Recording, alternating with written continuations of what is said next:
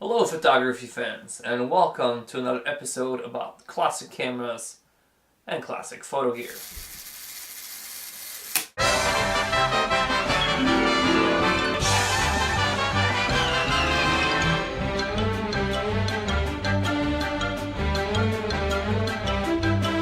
In today's episode, we're going to be focusing on yet another beautiful classic camera.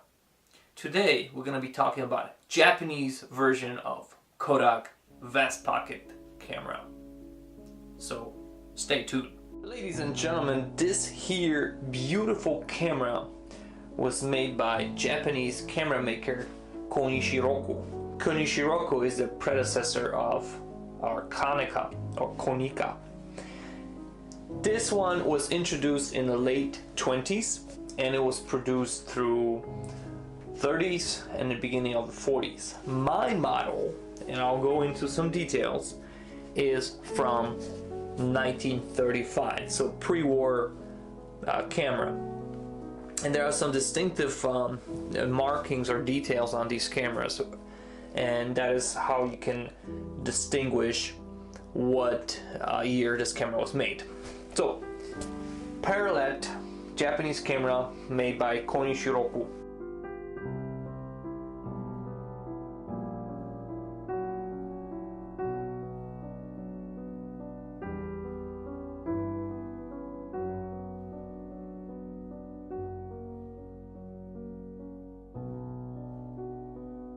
This camera is designed to take 127 film, and as a disclaimer, I already loaded a roll of film in it, and I shot a few frames, and upon taking or upon messing around with this camera, I exposed the film to light. So there, and that was my last roll of 127, so I'm pretty bummed out, and I either need to get one more or I need to cut some of my own film.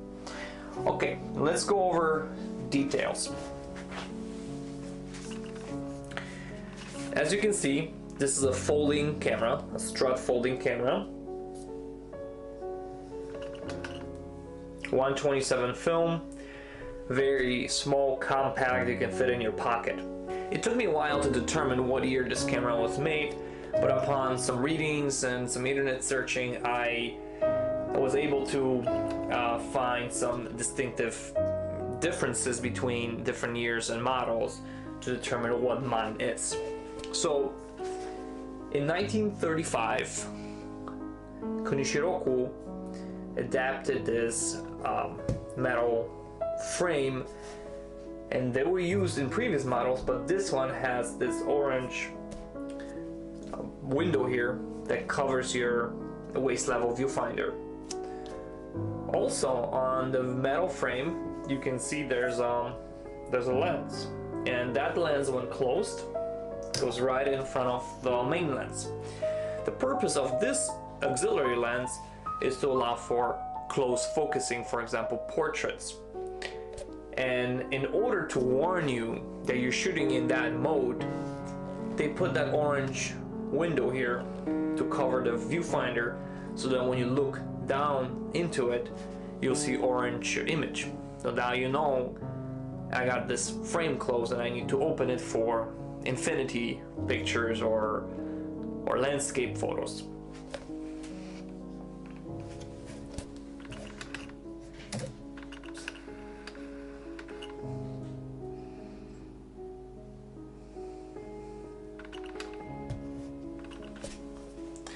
Camera features echo shutter and speed range from 25 and speed ranges from 1/25 of a second. Camera features echo shutter and its speeds range from 1/25 of a second all the way to 1/100th of a second, and B mode as it is standard. The lens is an Optor lens, 7.5 centimeter focal length, f6.3. Not the greatest camera, but for what it is, it works. I really wish I could see the images from it, but that's yet to come. They're not gonna be integrated on the video, so don't wait for that. I got this beauty for a few dollars, and the bellows are in pretty good condition. Can't complain, they're light tight. The overall body is in pretty good condition. In the back of the camera, you'll see there's these orange windows to look at the film.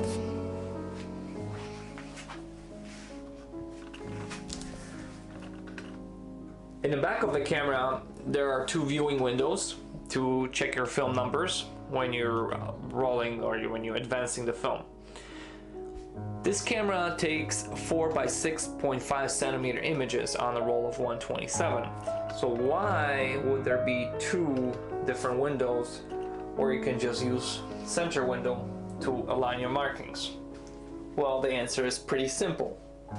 There were two additional masks that came with this camera.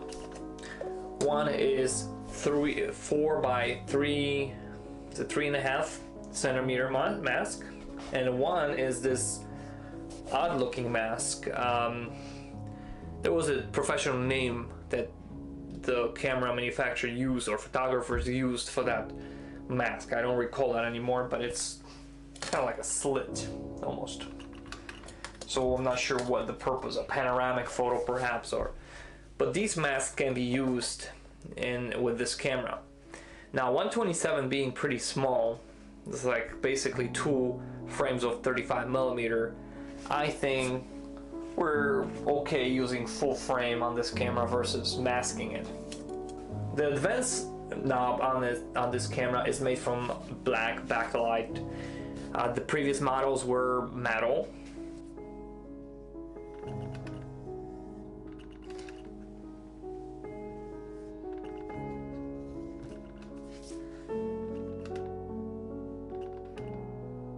In order to engage the shutter, you simply push this button here, or this little lever.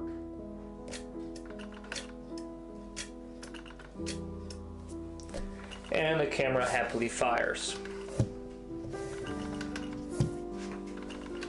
To set the shutter, you have this little pointer here, which we move to align with the number of the shutter speed you want to use. And on the bottom, you have your pointer that coincides with your f-stop.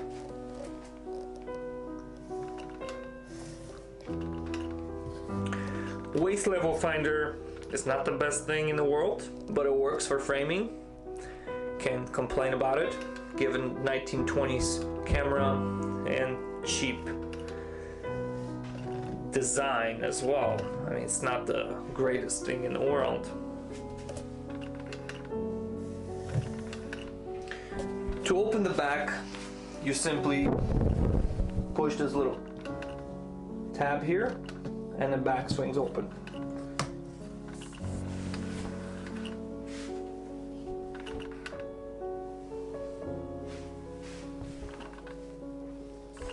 To close it, you simply push it in and you push the tab in so that it stays secure. On the bottom of the camera, right behind the foot, you see a 1/4-20 tripod mount, and the same thing goes on the bottom of the plate. I would think that's it for the features. There's nothing else really. I mean, it is a classic camera.